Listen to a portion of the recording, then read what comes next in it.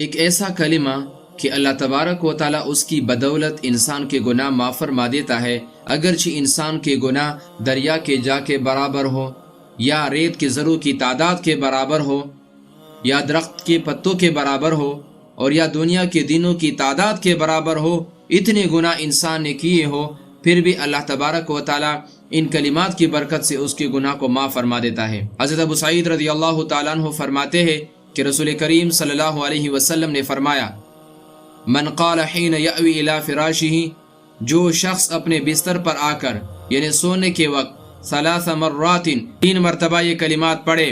غفر اللہ ذنوبہ، اللہ تعالیٰ اس کے گناہ معاف فرما دیتا ہے، وَإِن كَانَتْ مِثْلَ زَبَدِ الْبَحْرِ، اگرچہ اس کے گناہ دریا کے جا کے برابر ہو، او عدد رمل عالج، اور عالج جگہ کی ریت کے ذروں کی تعداد کے برابر ہو،